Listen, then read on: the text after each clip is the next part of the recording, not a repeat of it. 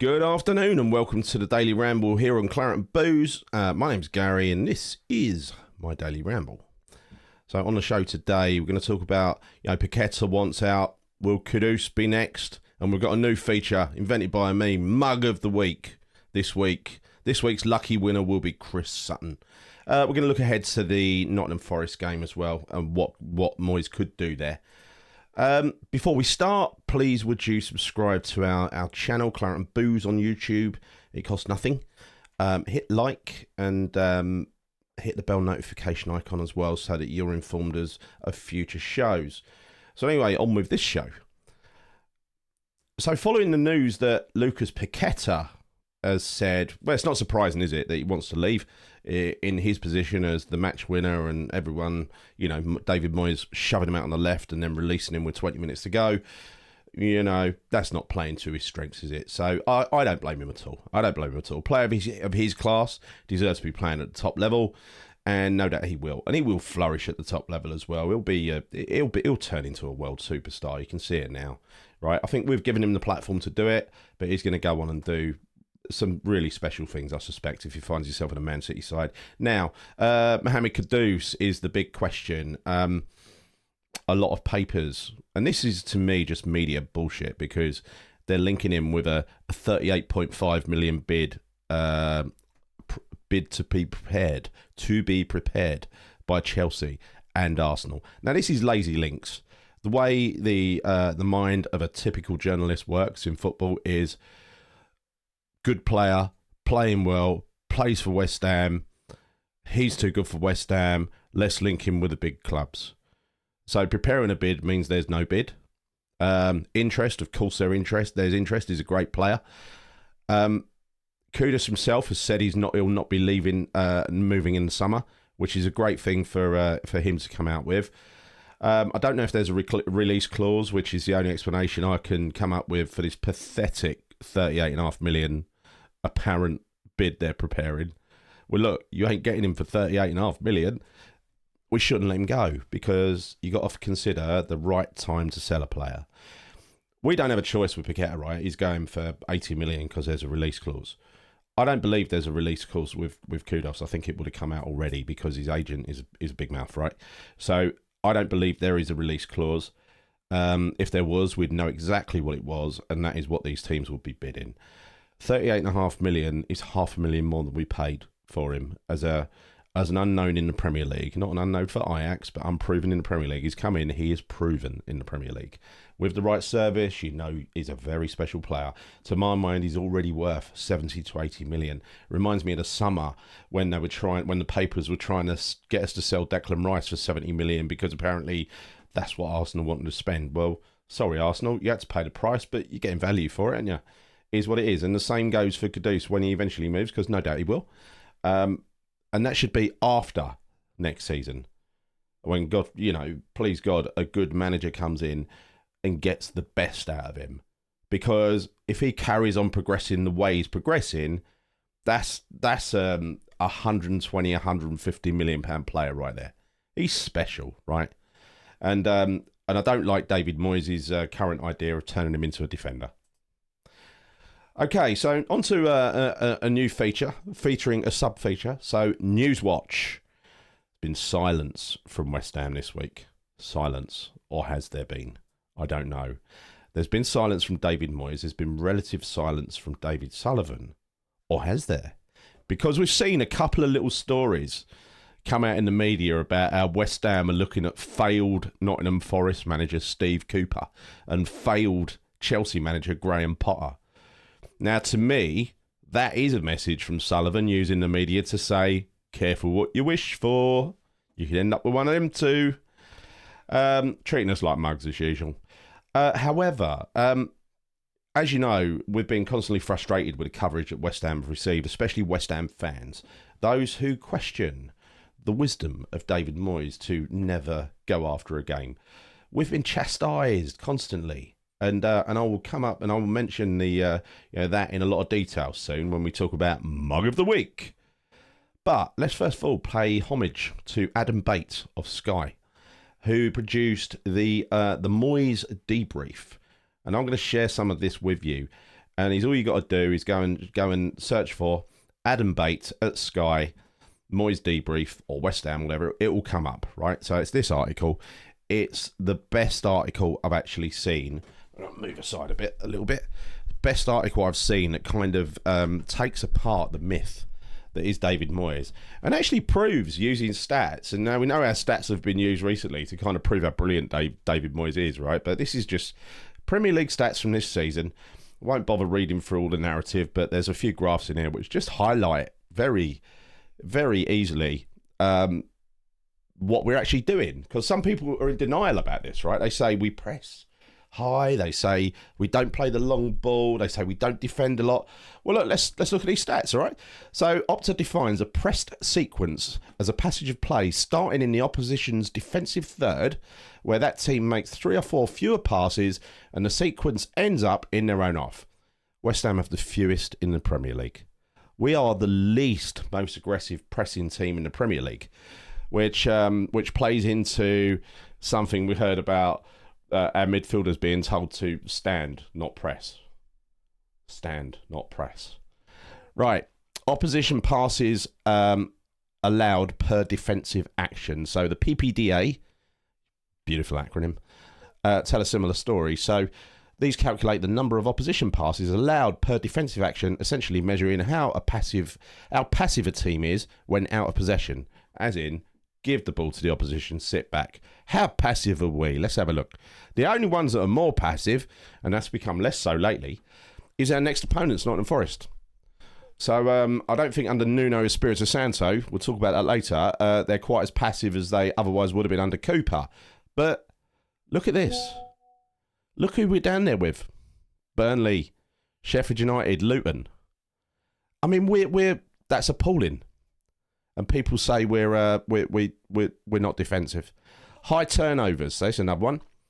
The result is that West Ham rarely turn the ball over high up on the pitch. Those moments that can be such a source of excitement, winning possession around the opposition box, are rare under Moyes. Only bottom club Sheffield United have fewer high turnovers. It's pretty stunning, isn't it? Again, we're down there with Fulham, Burnley, Nottingham Forest, Sheffield United. Luton are shooting up the table lately because they're trying to play slightly more progressive football. The final measure worth mentioning, and this is what he bases this on, is it's another that illustrates how West Ham play on the back foot. Is one that shows how much progress upfield that the opposition makes against each Premier League team per sequence of play. And West Ham are top. Again, Nottingham Forest, Sheffield United, This follows on, actually. It's a good use of stats because it proves a point, and it can't be denied, really. We've only been, when you're talking about... Let's look through the whole season. Let's not put that on yet. When you're talking about statistics and trying to use... I mean, you can use statistics to prove anything, right? And a lot of people have been... I've seen it on Twitter lately, they've been... trying to use stats to prove that David Moyes is such a fantastic, at best ever Premier League manager, more goals than anyone else, blah, blah, blah, blah, blah. Doesn't tell the full story, and you don't even need stats to tell the full story. You can just see with your own eyes what's going on the pitch, right? You haven't got to be a rocket scientist. You haven't got to be a football specialist. You haven't got to be a stats expert. But talking about stats experts, Babbling Irons did a statistical analysis of West Ham's season, and this is a Moyes in, largely, channel. A supportive of Moyes channel. And even they came to the conclusion that West Ham had overachieved where they should be. They should be really 8 points worse off and several goals worse off as well. That's really what our form and what the stats, what the numbers tell them should have been the case. So, yes, we've overachieved, because where we should be really is rooted down the bottom of the table somewhere in another relegation scrap. That's the harsh reality, right? It is what it is. So I call bullshit on all of those. They're not bullshit, they're stats. You know, you run a set of stats, it says he's the most successful manager ever, doesn't take into account the opposition, doesn't take into account COVID, measures it over 3 seasons. If you took the stats for last season, you get a very different picture. If you take the stats from the second half of this season, when the the fixtures are not as friendly as they were in the first half of the season, you're going to get a very different picture, right? So that's kudos to Adam Bate. Brilliant, absolutely brilliant. It's about time somebody said that, the fans are not imagining it. This is actually happening. As for the rest of Sky, their pundits and the BBC especially, they continue to chastise West Ham fans. None more so than Chris Sutton, who starred in the Football Daily podcast, hosted by Mark Chapman, with guest Andros Townsend, on Monday night this week. And I've got to say, I felt like smashing my phone up listening to this, because they had a guy on there, Harry Morris from the West Ham way, and I thought he put up a really good defence, actually. Things like, where they patronise you, say, well, whose place are you going to take in the top six? Is it, and he actually says, well, our squad's as good as Villa's. It's as good as Spurs. We should be competing up top. Well, yeah, I mean, look, that's debatable at the moment, because we've literally, our squad is in such a terrible, perilous position at the moment in terms of strength in depth. I'd say our first team is as good as theirs. Once we lose even one or two attacking players, we've seen the rest, right? But anyway, I've got a few extracts from that podcast to give you a flavour of the lengths that Chris Sutton goes to defend David Moyes, who he clearly absolutely adores. I don't know whether he's his dad or something, but he loves him. He loves him. Here we go. Let's look through the whole season. Everybody's been saying, what a great team Brighton are. Where are West Ham? Ahead of them in the table. Newcastle United have impressed a lot of people. West Ham are level on points. And then you have to look at the whole picture. And you've mentioned Pellegrini. He was an appointment where about coming in at West Ham and then playing a different brand of football, fantasy football, if you like. And who bailed you out then? David Moyes bailed you out. Who got you a sixth and seventh place finish? Who won you a European trophy? And off the back of one game now, it's it's not one game. It's all that one game. If you lost that final, he so wouldn't they're be really underperforming this season, are they? Are they really underperforming this season, West Ham? But are we going to judge David Moyes on that? But David Moyes' philosophy is his style, his play. It's not everyone's cup of tea. And most of it don't like it, especially the West Ham fans. He's a defensive-minded manager. Yeah, sacrificing the entertainment of attacking football.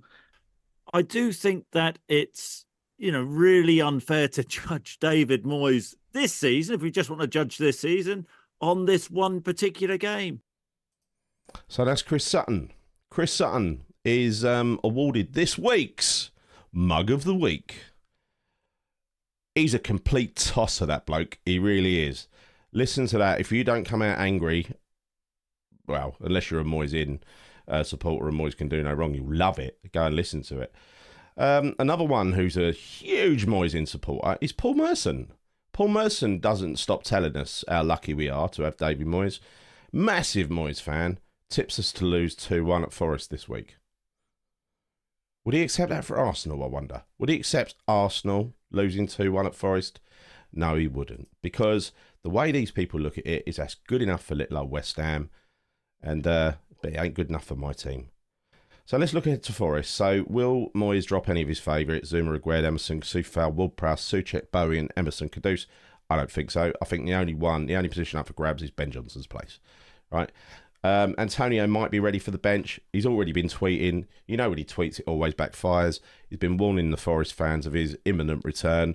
Beware. For my money, he gets swapped off for Kudus with 20 minutes left. Where will he shoe on Calvin Phillips? I mean, he'll probably get 30 minutes for the bench, likely for Alvarez. We know Thomas and Ward-Prowse never get subbed. On Lucas Paqueta, rumours were that he had another 5 to 7 weeks until fit and ready to play, but he's just started training on grass. That would kind of tie in, really, at least 4 weeks. He won't be ready for Sunday, but I guarantee, because he's so pivotal to Moyes' plans and because Paqueta loves football so much, he will be rushed back sooner than he should. And that might lead to another injury. Probably will. So I predict the same starting lineup, except maybe Dinos in for Zuma. He has options, let's face it. Let's not pretend he doesn't have options, because he does. Somebody I read today, there was an article, don't know who, but he said, this sounds like quite good to me, because Agued's a liability, but he's actually got a lot of pace, and apparently he can play at left back. So Why not put him at left back? He's a left-sided player.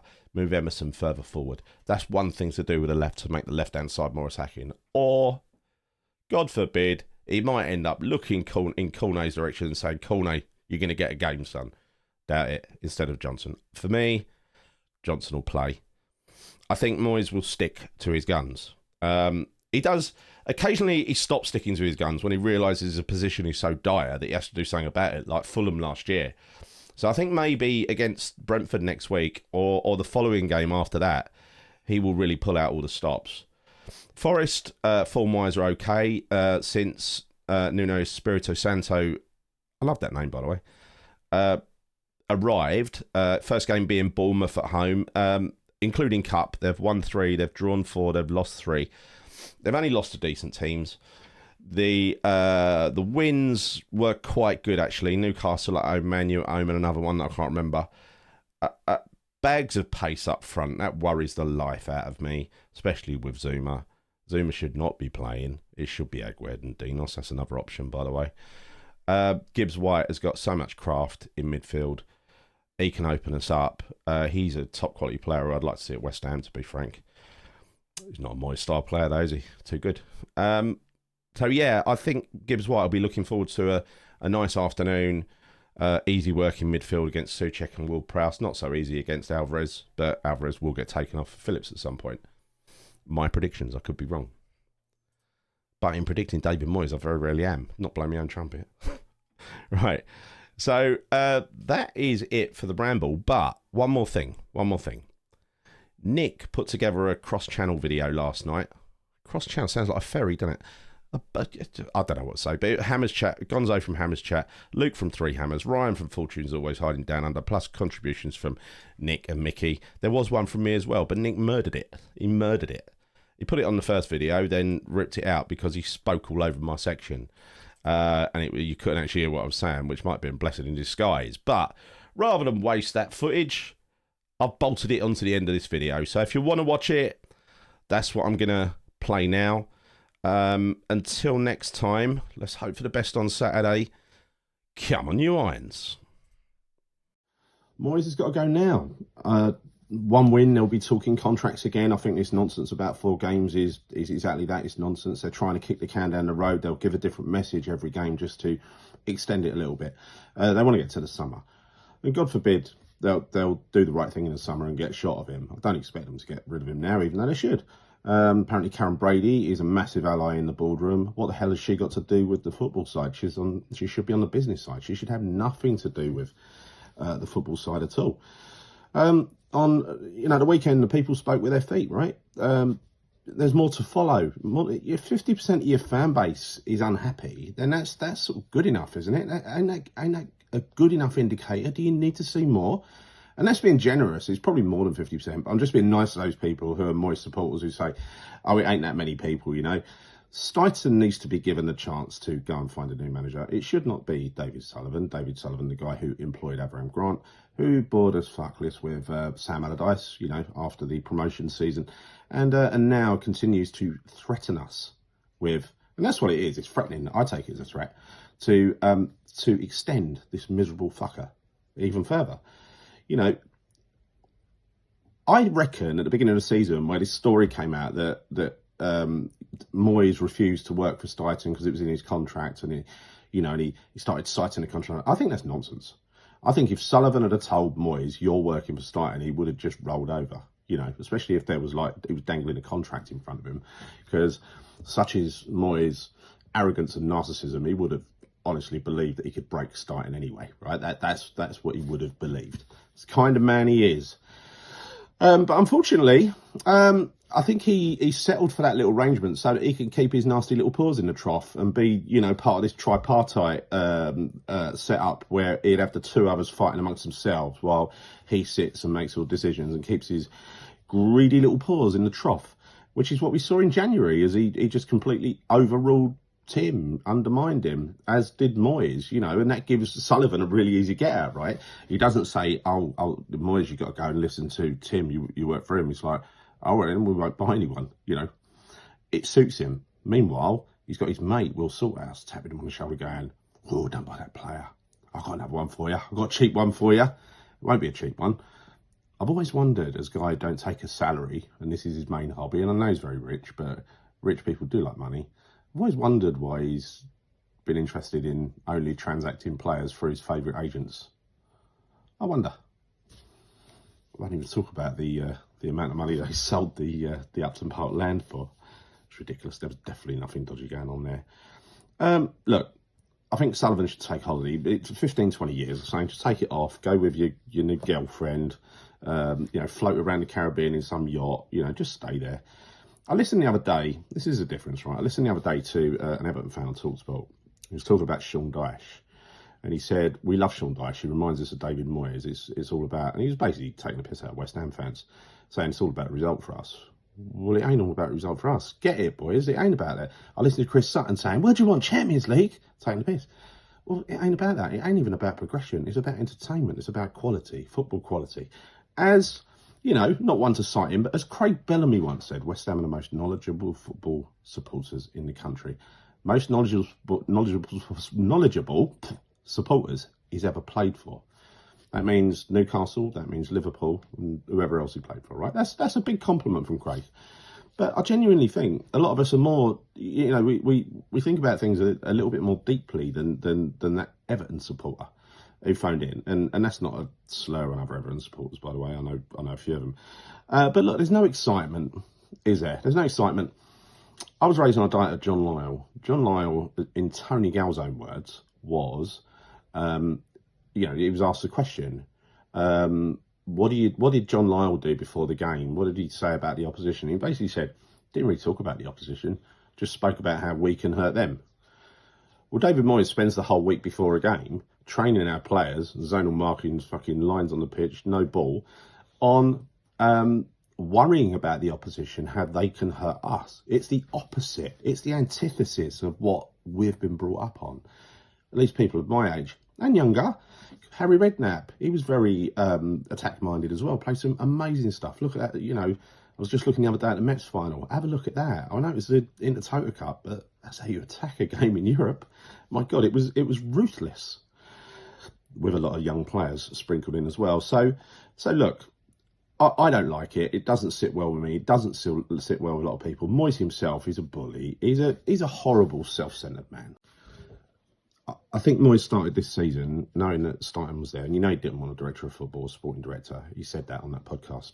So I think he tried to oust Tim Stein, and the way he's done that is try to go for pure Moyes ball, and that's why he asked for Harry Maguire, Scott McTominay. He wanted to implement the worst kind of Moyes ball, like real hardcore. Would have been even worse than what we're watching now, because to Moyes, this is brilliant through his lens. To me, it's shit.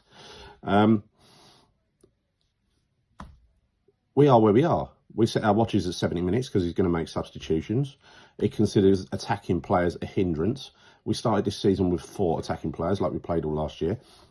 The next game after Bournemouth, we had 3. Now we're on to 2. He considers them luxury. If you haven't seen the Moyes Masterclass, anyone in the midfield, a system called false wingers that he apparently invented. Yeah, look, he puts any player of any position into any position in his team and he expects them to function. Doesn't care, doesn't really think a striker serves any purpose. Just gets them to run around a lot. That's what he did with all his strikers. They'll get the odd goal. Of course they will. That's why so many strikers fail. Look at his history. That's why even Robin Van Persie and people like that just don't function in a David Moyes team, right? His ego's been out of control since he won the trophy. Way out of control. He mentions it after every defeat, and the way he does it with this element of surprise. Can you believe West Ham won a European trophy? It's like, yeah, I can believe it. If only someone in that press conference would say, you know what, Dave? Yeah, I do believe it. We had by far the strongest team in that competition. In hindsight, it was a great moment, by the way, not dressing that down. I loved it in pride. But in hindsight, are you amazed at that achievement? Because I'm not, right? I consider West Ham to be a team with a European pedigree. After all, we've been to European finals before, bigger ones. And how does that compare when, we won that Cup Winners' Cup in 65, and you've only got to look at it before my time, by the way, but you've got to respect that history. You've got to respect that history. And people who focus on him, they're not respecting that history, are they? They're kind of pretending, these are the sort of people who go along to a game and, you know, they'll look at the game against Arsenal and say, oh yeah, West Ham weren't playing defensively or playing the long ball. I try to make out you're not seeing what you're actually seeing. Well, I know what I'm seeing. Everyone knows what they're seeing. Let's not dress it up. And like, it's not too late for you people out there who are stuck by David Moyes, even the ones that have tweeted all this bullshit out there, right? You know you're lying. You know you're bullshitting.